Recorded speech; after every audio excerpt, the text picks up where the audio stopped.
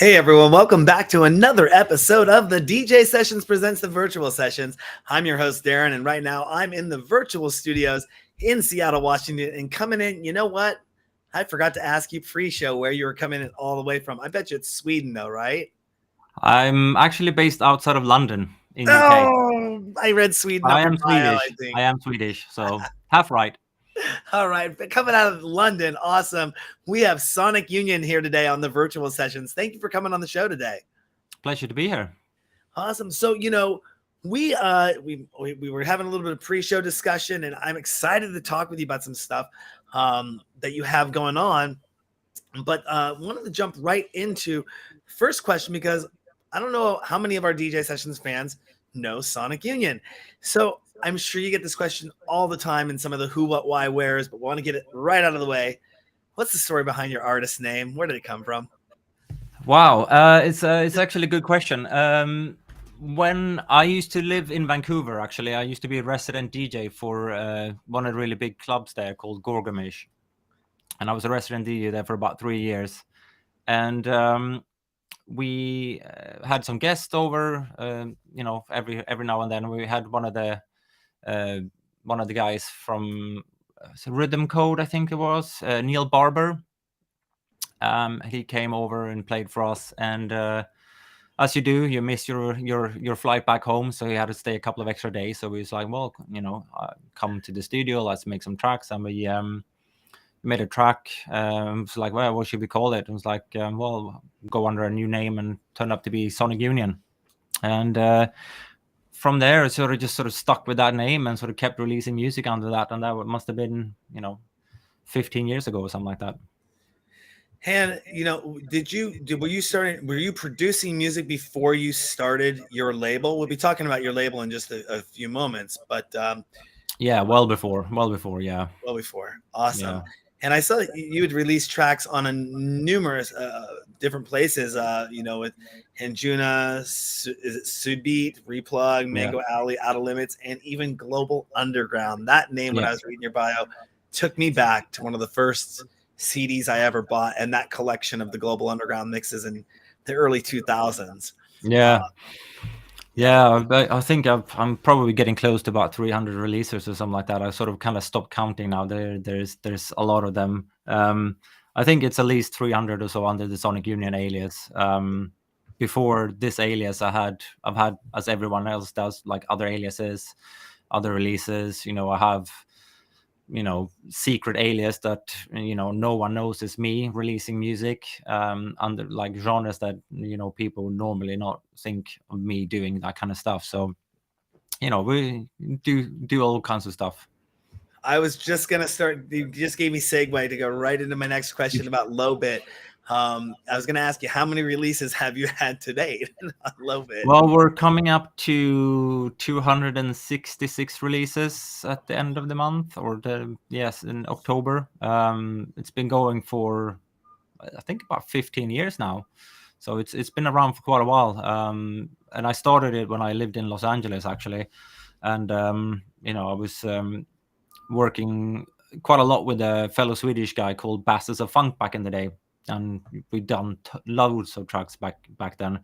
And we're chatting. He was still in Sweden, I was sort of in LA. We had like overlap in the evenings or in the mornings, so we're chatting as we do. I'm like, we should start a label. How hard can it be?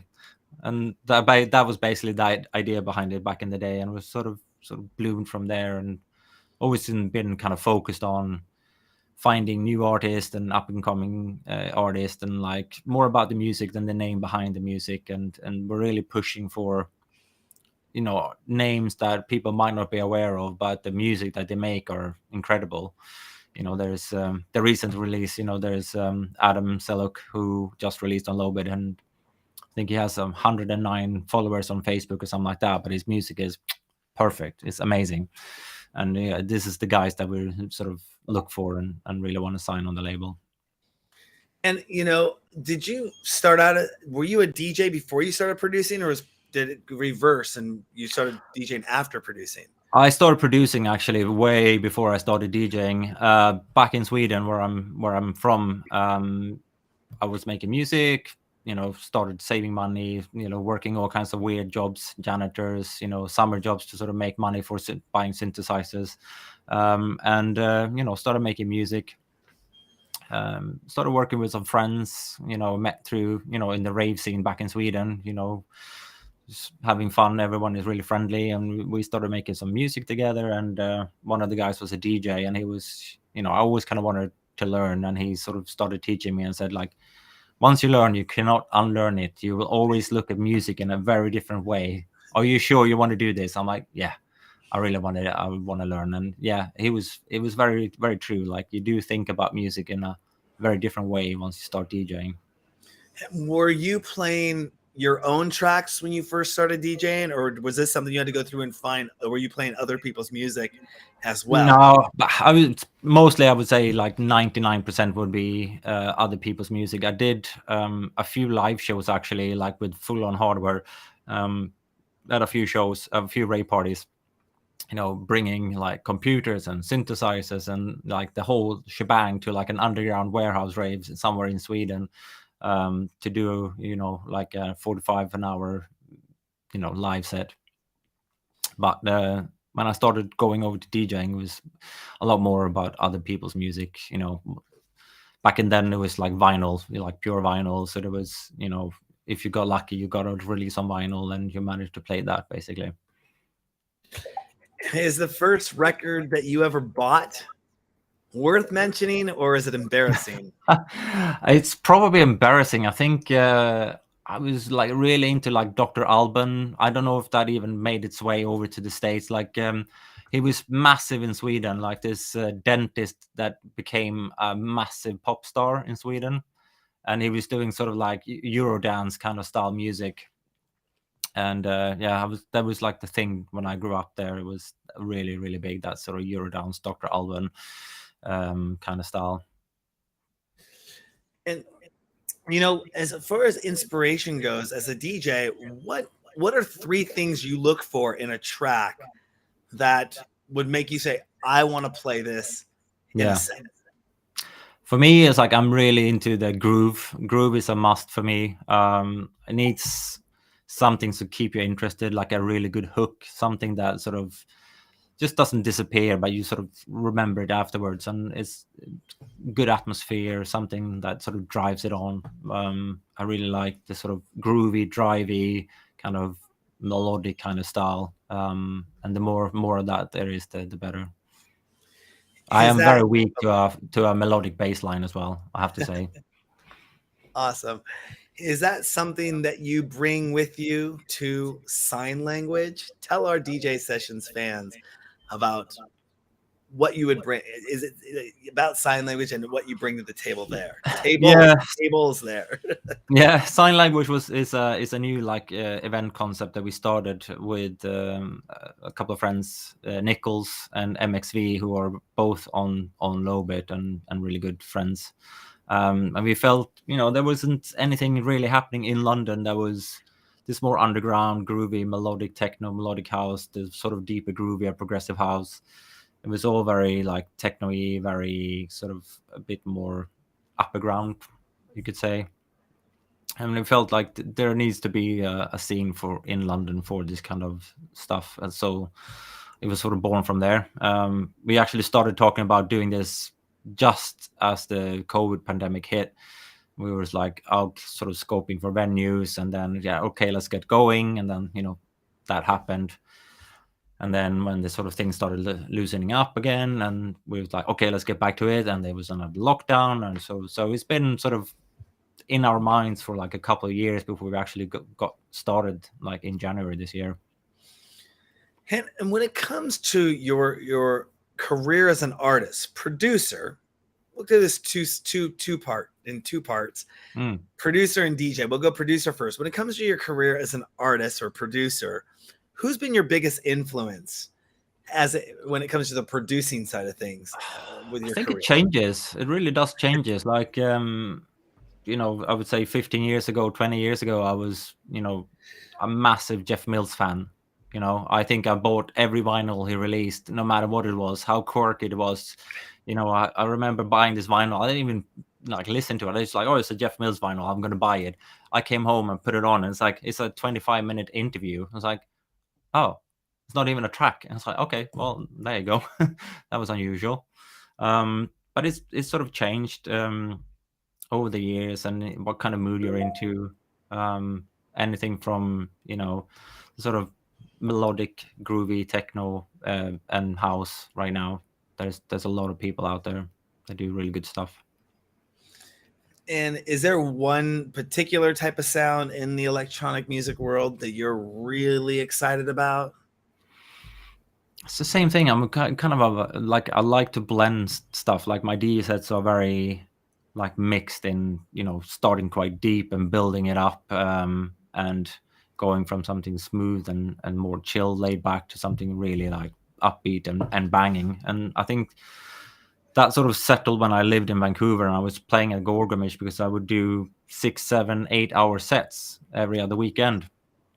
So, you know, you had to sort of start building the night and sort of go and crisscross through the night and just sort of play what you could, because you never knew what people would react to at that point. So you were just sort of bringing, you know, hundreds of vinyl CD cases and just like see where the night took you, really. So I get a good mix of like deep house and techno and melodic house and melodic techno and acid and things like that. So What years were you in Vancouver? I lived there 2004 to 2007, end of 2007. Then moved over to Los Angeles, and I was there for about 3.5 years. And after that, UK. So I've been away from Sweden for about 18 years. Wow. Yeah, I just mentioned I used to visit Vancouver a lot. I grew up very close to the border. And one of the cool things we loved is that we call it skipping the border, because you could drink in Canada when you were 19. So, you know, we go up to Canada for the weekend at 19, 20 years old and go party up there at all the clubs. And I love the culture. I love the scene and everything up there. I think that was just familiar, much more international vibe than my hometown of Seattle. People think Seattle's a very international city, but I always felt Vancouver had a much more international feel to it on the whole. And the nightlife there was, at a younger age, more mature. That was great. I lived just around the corner from the club as well, so it was perfect. When it was about 9, 10 a.m. or when you finished, and it's like, I just want to go home and crash. It was like I literally walk around the corner and I was home, and it was perfect. So it was great. Yeah, and if you could pick right now, like I'm thinking Sonic Union, this moment right now, who's your favorite DJ, and tell us why? Favorite DJ? Oh, I always have like a weak spot for like Hernan Cataneo. You know, he really knows how to build sets and, you know, take a crowd on a journey. And I think his sets are, I don't think I've ever heard a bad set from him. And he still surprises me, you know, from time to time. It could be like, wow, I didn't expect him to play that hard, or like, oh, that was nice. I wouldn't expect that from him. So he's still like, even after all this time, he's still, you know, someone that can surprise you. And when it comes to low bit records, now is it your own internal releases that go out, or do you take submissions as well? Mostly submissions, to be honest. We are, as I said before, we're trying to focus a lot on like new names and like focusing on the tracks, and not so much about who the artist is, but like opening up a platform for artists to come and be heard. And I'm, you know, pretty happy to say that, you know, over the years we sort of signed artists that then went on to become, you know, really popular and really big. You know, we have Guy Mansour, we have Ken, we have Sid Inc., Cassie Warren. We had you know, quite a lot of these guys had their very early releases on low bit. So I've always like pride myself in sort of finding gems and tracks that really then propelled other artists to become, you know, really famous. Yeah, one of the things we were talking a little bit about pre-show, I was giving you kind of a history of the DJ sessions and where we're moving and going. And next year, we're really excited that we're looking to launch a label for the DJ sessions next year. Mm. And we're just in the preliminary stages of saying we want to release we want to do a label next year. Yeah. We haven't decided what sound. We haven't decided if we're taking external submissions, if it's going to be internal submissions, who we're going to bring on board, how that's going to work out, and all that fun stuff. But it's going to be an awesome journey, to say the least, because one of the founding things at the DJ sessions that we always have believed in is working with the I wouldn't say necessarily the underdog, and I don't want to say no name talent, but the talented people that just aren't getting the exposure. Yeah. I think that's where the focus has always been, even since my early days in broadcast television, with a series I produced called ITV, or Independent Television, not affiliated with the ITV out of London. We did not know existed when we created ITV. It was a variety show, and we featured independent artists and local businesses in the show. And that was kind of the highlight, and put that on broadcast television. This is before video online existed or YouTube existed, but continue to do it as YouTube and live streaming came out as well. But it was always a passion of mine to, like you said, you find these people and then all of a sudden they blow up big. I mean, I remember when I had Sander Van Dorn on the show, and he was just this guy coming and playing a room full of like a couple hundred people in the somewhere, gosh, was it had to be somewhere in the early 2000s, maybe 2004, 2005, 2006. It's on our website somewhere out there. But you find those people, and then all of a sudden they explode, and you're like, "Oh, I had him on my show," or "I knew him before." And it's just really awesome to see that. When it comes to record labels, what's the most important thing that other record labels, other than Lobit, that other record labels could do for their artists, and are they doing a good job with that? I think biggest thing is being transparent, really. The distributor we use for the label, we stuck with them from the early, since we started back in 2008 or so. And the reason why is because they are very transparent. They handle all the payments to the artist. They handle, the contracts and everything like that. So it means that, there's no question that we're, screwing artists over. We're not doing any fiddling about with the books or anything like that. They know, like, when they come to Lobit, everything is done proper. Everyone gets a contract. Everyone gets signed on. Everyone gets a percentage of sales, and it's all automatically handled by this distribution. So I think that really helps, and that's kind of why a lot of people come back to us. Like, pretty much everyone that releases on Lobit, continue to come back to Lobit, doing remixes, doing releases. Several of them have been with us since 10 15 years. But for an up and coming artist who's never signed with a label before, they get this contract, and I work with contracts all the time. I mean, just standardized contracts. When I bring on a resident DJ to work on our show, there's an NDA, there's a personal release, there's an accidental liability waiver form, there's a service agreement, there's a code of conduct agreement, there's a social media agreement. There's just this, so everything's on black and white, so you know what you're expecting, because I have to live up to my job of being the executive producer of the show and manicuring and doing and all the stuff, doing what I say I'm going to do, and I want to make sure it's on black and white. I sometimes have to say, if you have questions, I can kind of answer some general questions, but really, if you want to get some questions, get an attorney, have them go through it with you. For an artist that's approaching the label for the first time, I could see some of them just saying, I'm signing away everything. And they don't know, because they're like, it's going to be on the label. And then they find out later, I just signed everything away.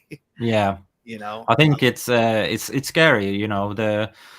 Some labels, the contract are 10, 15 pages long. Our contract is, I think, a page and a half. It's it's written in a way that's quite easily digestible, and the distribution is always there on hand. If anyone have any questions or want amendments, they are happy to help with that as well. So I think they do sort of just make my life a lot easier that way. And I work with lots of labels. I've never seen a contract. I've never seen any payments. There's, at least I know this way. I'm being honest with everyone. This is all automated. No one has to be questioning. It's funny you bring that up again. Transparency being the thing is, and that's something that I believe in as well. When we do with what we do, because I've had people over the years that have literally thought that I've been making $250,000 a year or Yeah. more. And I'm Yeah. like, where's this coming out of? I've even thought of actually listing my company on the penny stock exchange. And then I'd have to put financial reports. I say, hey, you pay a penny, I got to give you a financial report because you're invested in my company. And you'll see our books and you'll see how red we actually are in the red. If I put our actual numbers of production costs, marketing costs, my time costs down, all that in there. And like, the guy isn't really they're not making a bunch of money over there. No. Well, we weren't for a number of years. And we started changing our business model in 18, I think, as I was telling you before the show, which really was going to start positioning us in a place to get sponsors. And we had put all that together in late 19, and we're coming into 2020, and we're like, all right, great. We started talking to some sponsors in early 2020, and it was all going good. And we were looking at some nice 6-figure deals finally. And then all field marketing went bye-bye. So it was like, oh, okay, well, we can't do our activations that we were supposed to do, going from city to city, setting up shop and all that fun stuff, promoting it kind of killed that. But again, it goes all the way back to that transparency, is that my internal team, they actually think sometimes I over communicate with them too much. Yeah. They're like, how do you keep all this going on? What's happening? I'm like, but I want to keep you in the loop so you know what's going on.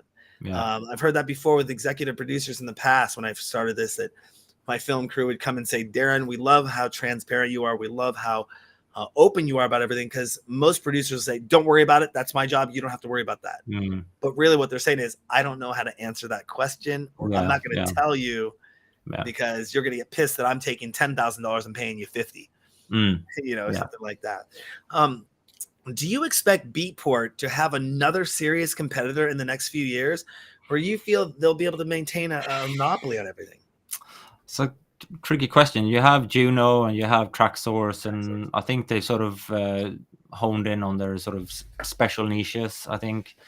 Don't know who could come up now, and I think trying to get all the legal stuff in order to deal with this is probably going to be discouraging, I think, for a lot of people.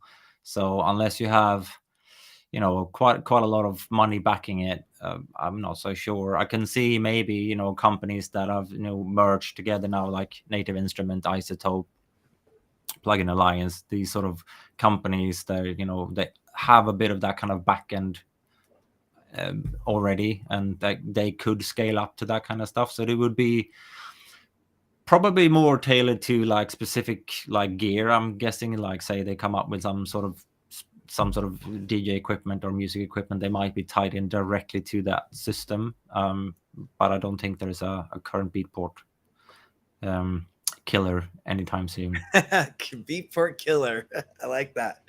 Are there any features that you would like to see Beatport have which are not currently available? And no, we're not sponsored by Beatport or doing surveys for them in any way, shape, or form. Good question. To be honest, I don't use Beatport that much. I tend to be like very last minute before a gig. I go like do a bit of a scourge through to Beatport, but to be honest, my inbox is just overflowing with music that I go more if I know something specific that I might want from Beatport or something like that. I will search that out rather than sort of just kind of going around. There are some good tools like crates that work with the Beatport API to sort of help filter out like re-releases and things like that, because it's a lot of that as well, and it's hard to find what is like new, what's re-released, and like crates definitely helps finding that kind of stuff. Like just look at my profile, like I think out of the 10 tracks on the releases on the front page are all like re-releases on labels basically from other tracks, so it's hard to find those sort of newer tracks, I find. And if you could wish for a style of electronic music to have a comeback, which genre would you choose for it to have? Because right now, I mean, I was looking at the annual report for 1001 track lists, and it looks like Tech House was the dominating one, and then behind that was House, and then it was Trance, Yeah. And then you start going down. I mean, these were taking a big chunks, like 27%, 23%, Yeah. 18, but like big chunks of that pie chart. Mm. Is there a style of electronic music you'd like to see have a comeback? I think they all do that eventually. Like, just look at trance. Like a few years ago, trance was pretty low. Like, just getting into the charts on Beatport with trance. You need to sell just like 5 copies. Like, I think that's changed now. Trance is sort of having a resurgence and come back now. I remember when I released on Global Underground with the track on Beatport, it was like 1,500 sales, and we started just to break into the like top 10. So it all shifts around quite a lot, and I think I have a soft spot for progressive house. That's sort of my core is progressive, and I like that sort of more underground progressive. And progressive became sort of like a bad word when the sort of EDM stuff came into progressive, and that's sort of like melodic house and techno sort of got spawned out. But I think progressive, it's still progressive for me. That stuff. So I want progressive to be like not a bad name anymore, and it's not a bad word to say that I play progressive house. Totally understandable. I'm a house fan myself. I love the progressive house. Trance as well. Years ago, you're right. It was huge, at least here in Seattle. I mean, it was huge, and then it kind of went away. Right now, Seattle is kind of in a saturated house market, tech house market world. But I always love my house music. I don't think I could ever let go of house. I think this is kind of why we started sign language as well. Like, there wasn't anything in our genre that was being played here, so we wanted to sort of really focus on that one. It's a lot of techno, drum code, and all these big events with banging techno. So we thought we need something groovier, more melodic.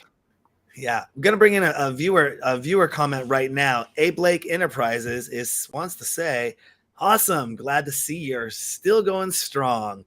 I don't know if that's for me or for you, but thank you. Hey Blake Enterprises, really appreciate that. What is an essential track which is out now that no one should miss out on, and why? If you had it, I'm gonna play this every time, or it's right now. Today it's September 22nd, 2022. Wait, there's a lot of 22s in that. 9/22/22, I guess. Or 22/9/22, depending on where you're from. I really like Joseph Ray, who's come now do some really, really groovy stuff. It's like really heavy, it's really chunky, has like such a fat sound. It's like, I'm like, how does he do it? It just sounds incredible. And his recent releases have been absolutely, when you play them in the club, they're like, they sound incredible, and just like the crowd goes wild. And I actually saw him play here the other weekend at the Anjuna Beats party here in London, and it was really wicked to see. Heard, it was right after your sign language night. You went over to that Anjuna Beat after party. It was a very intense weekend. It was sign language on the Saturday, playing, then a couple of hours of sleep, and then I spent quite a few hours in the studio with MXV and Bound to Divide, working on some music, and then in an Uber off to Anjuna to go meet more fellow like-minded music enthusiasts. It was awesome. Fun. They just did the what show was it? They just did it here in Seattle about 2 months ago, and they did an Anjuna night at one of the nightclubs we're partnered with here, or a nightclub in Seattle. And they opened up all 4 rooms at the nightclub for the first time because they just expanded the nightclub, and really excited to see that club grow and get big. But there's a big trance community that is into that club. They book a lot of people there, but they got the family around the world. I mean, that is just amazing. They do. They have an incredible following. You can tell when you're at these events with the merchandise and things like that. We know where we're aiming for with sign language now. That's where we're getting to in a few years, hopefully. That's awesome. If you could pick to go, knowing what you know now, pick to go back 25 years in music history or forward 50 years in music future, which one would you pick and why? Always to the future, I think. It's always curious to see what's happening, and how the technology evolves, how music evolves, what happens. So I still love my old stuff. I still play like old tracks and stuff like that. But it's don't be stuck in the past. Always look to the new, I think. And as you mentioned, technology does move pretty fast, or technology advances, and it moves very fast in DJ producer land. If you could think of something that's not on the market today, but in your vision would be really amazing to be out on the market that people could use, what would that be? Ooh, good question, actually. I haven't really thought about that. It's quite interesting how things have evolved, and how AI and machine learning is now getting involved, and technology just sort of like goes so many different places. And I think it's great that it's allowed people with like limited funds to be able to do music. And hopefully we've discovered people that would not have been able to do music like 10 years ago, because it was very costly. I remember saving up a lot of money for buying synthesizers. I still have pretty much all my old synthesizers, because they have a bit of a memory to them. But I know that it's cool that it's easier for people to get a hold of software and be able to do stuff now.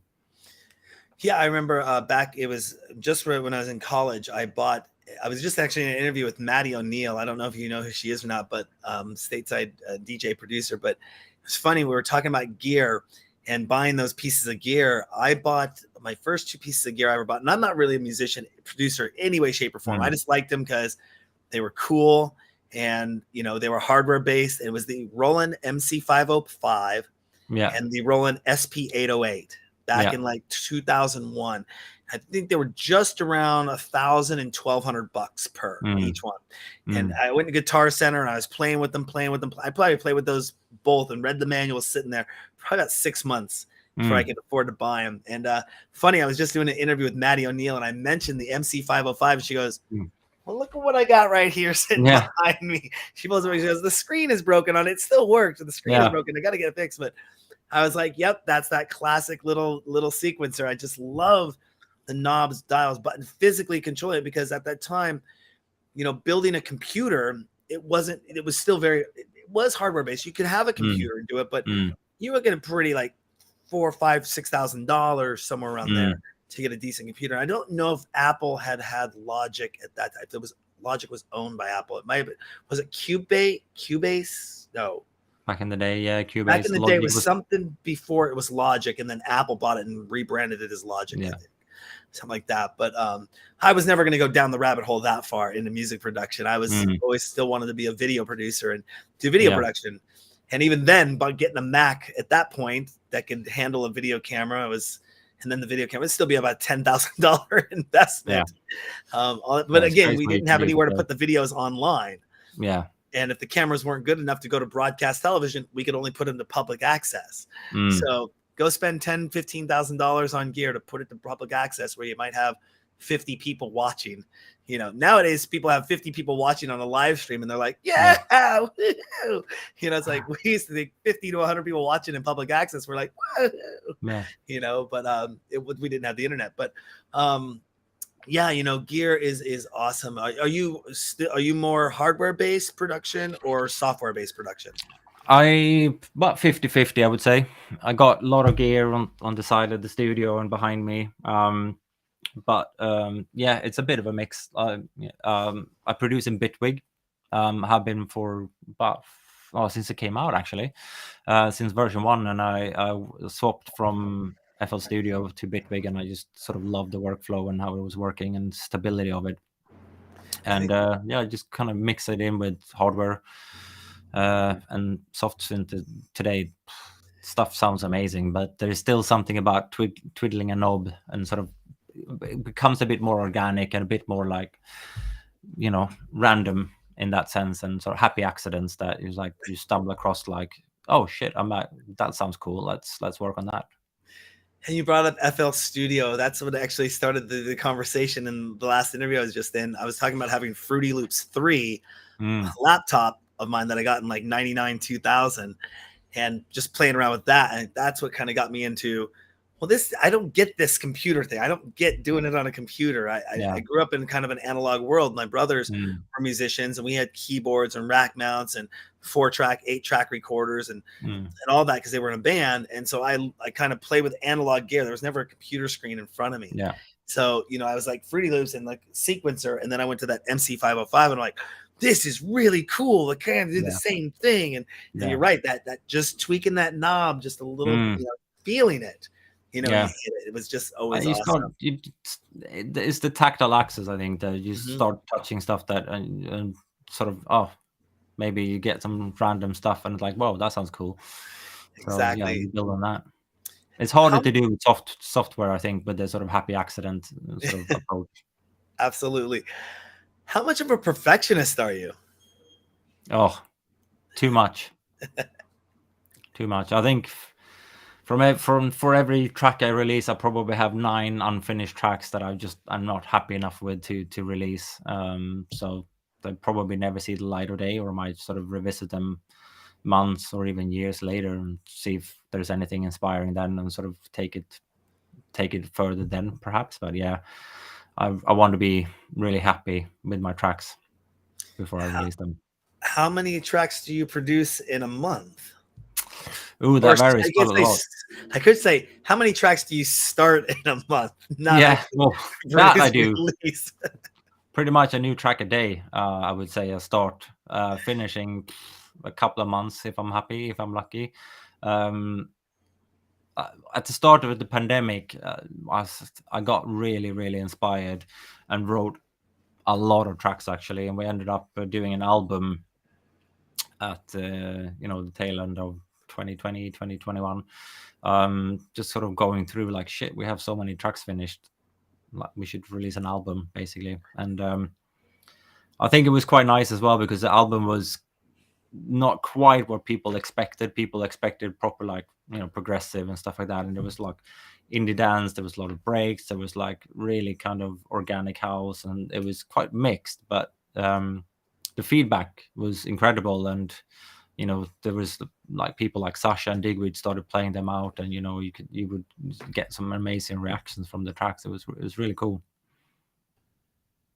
Those names, like when I was, like I said, I was reading your bio and seeing Global Underground, and bringing up Sasha and Digweed, and I, like, the first ever double disc collection I ever bought was Paul Oakenfold's Global Underground 007 album, and he also happened to be one of the first interviews that I ever did before I even started this brand. Before I started the DJ sessions, I interviewed him for ITV Nightlife, which essentially kind of became the DJ sessions later on. And I just remembered that album was, I would put that in religiously every Friday and Saturday night before going out.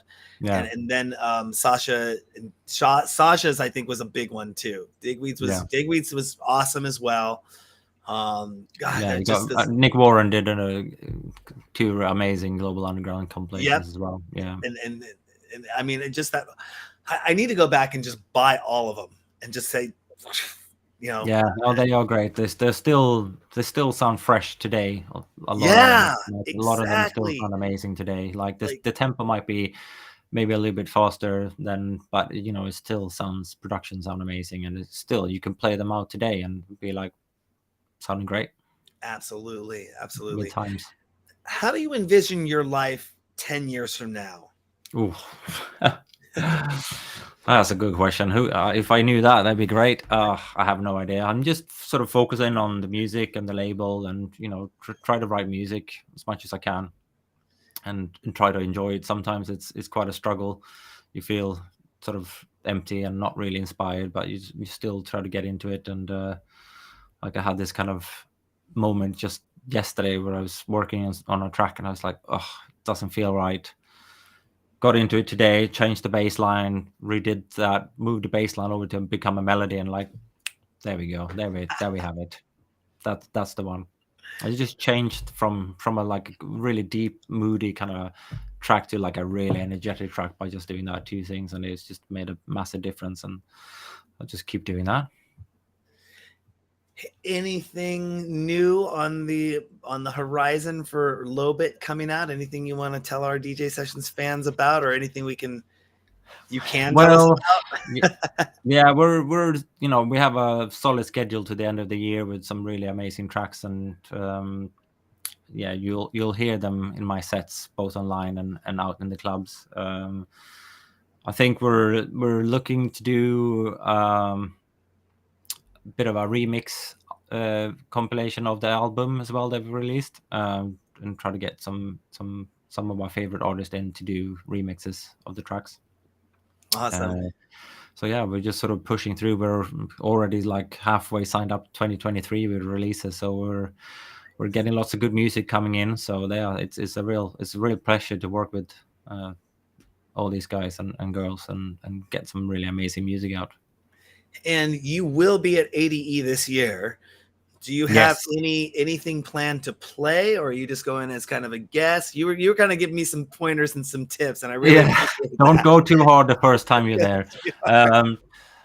I'll probably do a couple of shows, but yeah, just it's like one of those times where you get to meet all your friends from around the world. It's like one of the few times where you're actually all in one place and you manage to catch up. You haven't seen this person in a year since last AD, and it's just great to catch up, have dinners, have coffees, have a drink, chat. I really try to go to like music I wouldn't really go to normally. Like I would try to go to some unusual stuff and like a bit out of my comfort zone at AD, because I really like to get that sort of inspiration and get some completely new like vibes coming through and get some really different perspective on music, which is really good. Yeah, I'm super. I just, you're right. I wanted to go there, and we were planning to do something really big. We were looking to partner with AD this year. We had gone through the whole process. They hit us back and said, "What are your ideas? What do you want to do?" And then I went, I think I just bit off more than I can chew. Yeah. And then I managed. I can't announce some of the stuff we're doing. I did tell you a little off show, but we're getting ready to announce it here shortly that we're partnering with somebody this year who they were looking to partner as well with AD. Anyways, we got the number of shows. We're super excited just to actually just hit the red carpet. And I think when I came back from it, I said, after talking with so many people, there's like, just go, have fun. Like you said, don't burn yourself out. Don't party too hard, and take it all in. And then you'll kind of know what to expect next year. And so I'm just happy to finally, I love these virtual sessions that we do. You know, of course, 2.5 years ago, if I would ask somebody to jump on a Zoom, they wouldn't have been ready for it. I think lighting, camera, mic, audio, it really kind of helped amplify or was a catalyst to what's the word I'm looking for? Exponentially do wonders for the online streaming community and online digital world. But I miss the red carpet stuff. I want to be there at the shows with the people and saying, we're backstage right now at ADE for this event, you know, and do that again, because that's where we first started, was back basically pounding the pavement, hitting the streets. I'm gonna love being I remember there. my first event after going, you know, I'd not been out for 2 years, and like, oh, I just felt right at home. I was just at a dance floor and just having a good boogie, and was like, yeah, I've missed this. This is great. So Absolutely. that was lovely. Yeah. Awesome. Well, is there anything you want to let our DJ Sessions fans know about before we let you go? No, just keep an eye out for the music. Hopefully, I'll get to see you in your city soon to play. I'm hoping to ramp up some of the gigs here for the year and for next year. Definitely, we're looking to also get into the booking side of things for 2023. We're just launched an expansion of our operations down in Phoenix, Arizona. We're working with somebody who's looking at purchasing a club out of Phoenix. That they're looking at LA to get a club. So come in and work with a club up here. It's actually Aura up here. We don't know which clubs we're working at with spots, but we also do silent concert events. Have you ever done a silent disco? Silent concert? I've never played a one. I've been to a few actually. It's good fun. It's a fun experience. Yeah, we started doing silent discos back in 2018, and now we've rebranded and call them silent concerts, and we're looking at actually putting on silent festivals. We have 7-channel headsets. Nobody in the world that I know has 7-channel headsets. That's cool. Yeah. So you have 7 stages going all at once, or a full multi-visual audio experience, and And then we want to bring in an AR element to it as well once the Facebook ones come out, the Apple glasses come out, so we can start doing something really cool in that AR realm and mixing sound and visuals together in an augmented reality experience.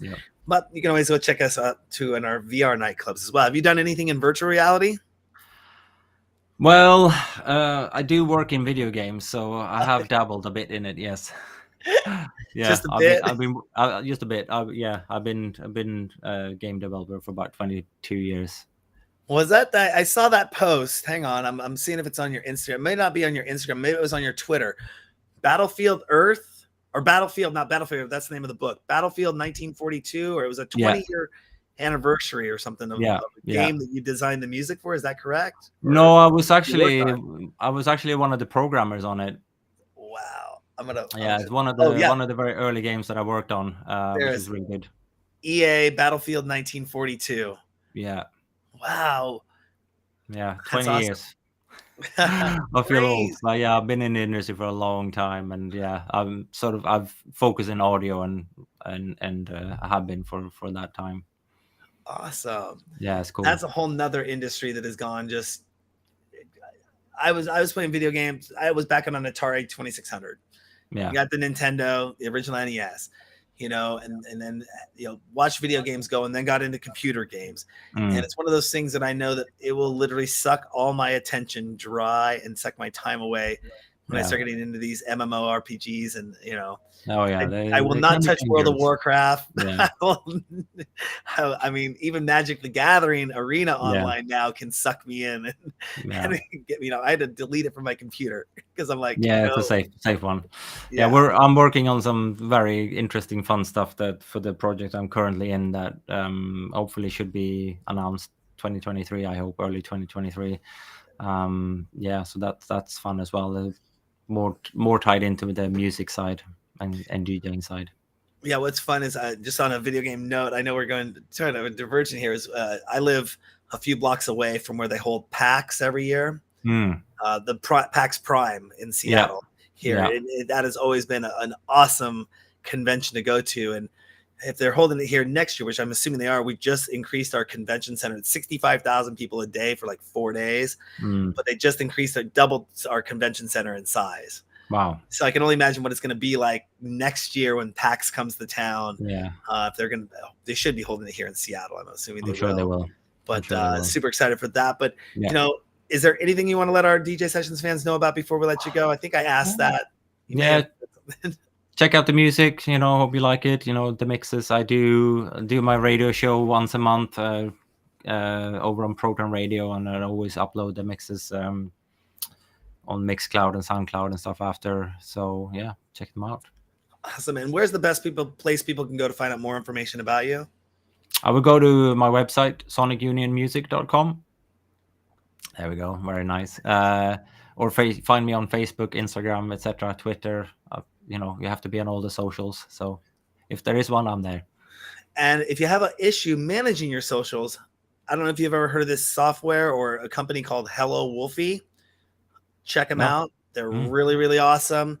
I use them. My whole team is all on Hello Wolfie now. I used to use other companies, but Hello Wolfie is dialing it in. They got some really cool stuff. They got a whole new interface, a mobile app that's out. Makes it easy to post all your posts to one place at one time. They are not sponsoring us yet. But we're trying to get it in there. But thank you so much for coming on the show. Pleasure. And we'll be following up with you. And definitely we are going to get an on-site interview at ADE. That'd be great. All right. Well, thank you so much. Thanks, Darren. You're welcome. That is Sonic Union coming in from London. I'm Darren coming in from the virtual studios in Seattle, Washington. Don't forget to go to our website, thedjsessions.com. Find us on TikTok, Instagram, Twitter, Meta, Facebook, whatever you want to call it. Find us on Roku, Amazon Fire, Google Play, and soon to be Apple TV, and also in virtual reality and alt space at the DJ Sessions nightclubs, and also get our mobile app. But you can find out all that information and more at our website, thedjsessions.com. Again, for the virtual sessions, I'm Darren. That's Sonic Union. And you remember what happens on the DJ sessions. The music never stops.